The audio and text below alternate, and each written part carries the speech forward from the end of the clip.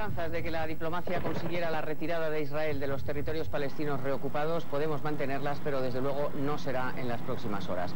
Muy al contrario, la realidad es que sigue el cerco feroz del ejército israelí sobre varias ciudades palestinas. A estas horas, aviones israelíes bombardean Hebrón.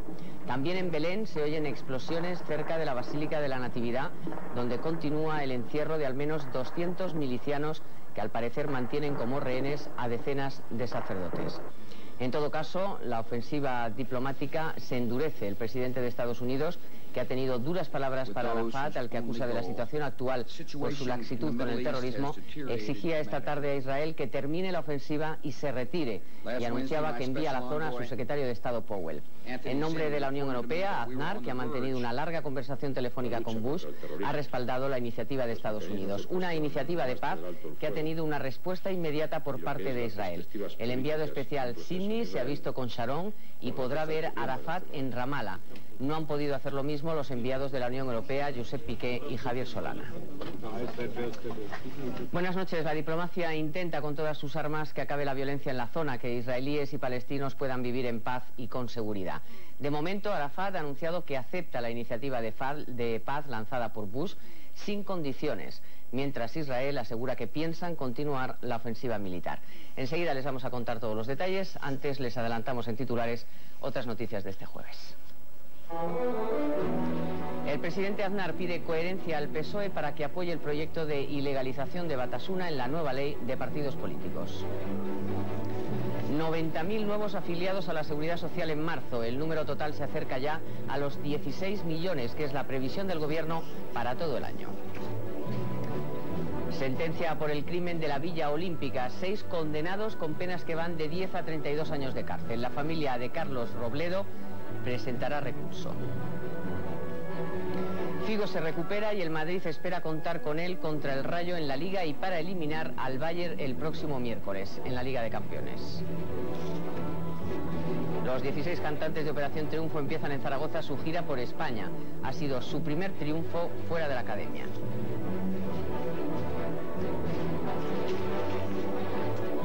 La situación en Oriente Próximo no mejora ni un ápice, las gestiones diplomáticas se multiplican, pero Israel prosigue su sistemática reocupación de las principales ciudades palestinas.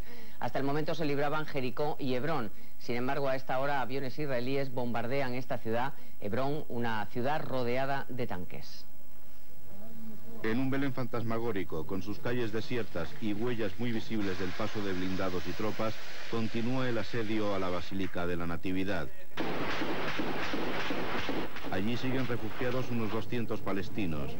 Algunos están armados y, según los israelíes, tienen como rehenes a unos 70 religiosos en la basílica, administrada por monjes ortodoxos, y en la contigua iglesia de Santa Catalina, bajo control de frailes franciscanos. Israel ha asegurado tanto al Vaticano como a Estados Unidos que los blindados no entrarán en los templos y que se está negociando la salida de los religiosos y la rendición de los milicianos. Un grupo de periodistas extranjeros que pretendían llegar hasta los asediados han sido disuadidos por los soldados israelíes. En las restantes ciudades reocupadas, la resistencia ha sido ahogada en sangre. Más de 80 palestinos han muerto desde que comenzó hace menos de una semana esta nueva ofensiva israelí, que en las próximas horas podría ampliarse a Hebrón, en cuyos alrededores se observa un gran despliegue militar. El ejército israelí ha presentado documentos que supuestamente vinculan a Arafat con atentados terroristas cometidos por las brigadas de Al-Aqsa y firmados por el presidente palestino. Un sector de la población israelí ha mostrado, entre tanto, su rechazo a las acciones militares de los últimos días frente al Ministerio de Defensa en Tel Aviv. El evidente deterioro de la situación ha provocado una intensa actividad diplomática en las últimas horas. Una delegación europea del más alto nivel ha pasado hoy unas horas en Jerusalén, pero no ha conseguido sus objetivos. Intentaban entrevistarse con Arafat y Sharon. Solo han podido reunirse con el ministro de Defensa israelí y con el enviado estadounidense Anthony Zinni. La troika española, el ministro de Exteriores, Josep Piqué, el jefe de la diplomacia comunitaria, Javier Solana, y el enviado de la Unión Europea en la zona, Miguel Ángel Moratinos, conocían por su colega Simón Peres la negativa del gobierno israelí de ir a Ramallah para entrevistarse con Yasser Arafat. De allí partían para reunirse con el ministro de Defensa, Benjamin Ben Eliezer.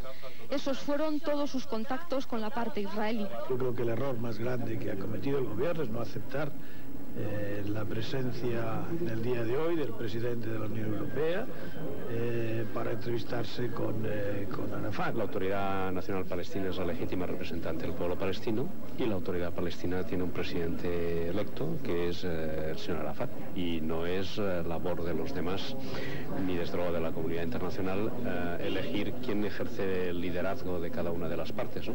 A esas horas, el gobierno Sharon hacía públicos supuestos documentos que demostrarían cómo el líder palestino habría firmado de su puño y letra pagos a destacados militantes involucrados en actos terroristas.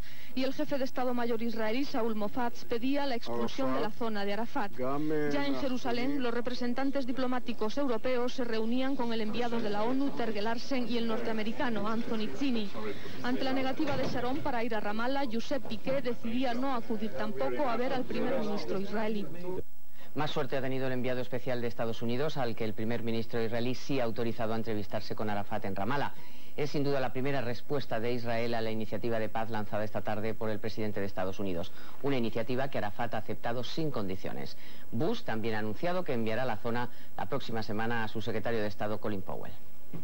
Casi 2 horas ha necesitado Zinni para convencer a Sharon de que le permita entrevistarse con el líder palestino confinado en Ramallah desde el pasado viernes. El enviado especial de Estados Unidos tratará de persuadir a Yasser Arafat para que acepte el alto el fuego exigido por Israel.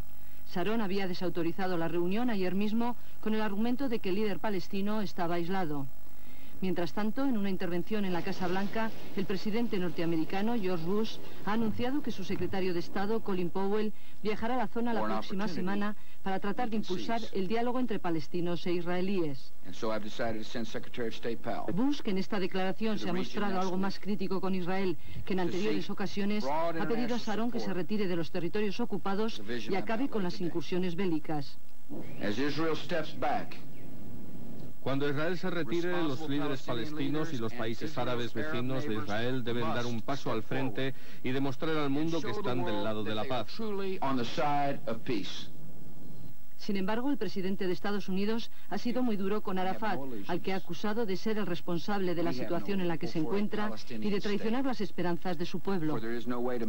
Poco antes de iniciar su discurso, Bush adelantó telefónicamente a José María Aznar, como presidente de turno de la Unión Europea, el contenido de su discurso. A última hora de la mañana, Aznar, en una rueda de prensa en Moncloa, había criticado a Sharon por el aislamiento al que tiene sometido a Arafat. A mí, yo quiero decir que me parece que es una decisión errónea, pero que en todo caso, equivocada. Yo creo que efectivamente hay que distinguir lo que significan la lucha contra el terrorismo, los mecanismos de puesto en marcha del alto el fuego y lo que es las perspectivas políticas de un proceso en Israel con lo que está ocurriendo en este momento. Y yo quiero decir que la recuperación de una cierta perspectiva que nos lleve o nos pueda llevar a un intento de normalidad o de normalización de la situación me parece sin duda muy importante. A la hora de hacer estas consideraciones no se trata de establecer una fácil película, digamos, de responsabilidades o de culpabilidades y ni de buenos ni de malos, sino de establecer una película de máxima preocupación y si las políticas puestas en marcha son útiles. Cuando yo le digo que estamos dispuestos a hacer los esfuerzos de pasar de una situación sin salida a una con salida, es que consideramos que las políticas que se están practicando no son útiles. Y como dije en Beirut, en Oriente Medio existen planes suficientes, proyectos suficientes, instituciones suficientes, y lo que falta es la voluntad.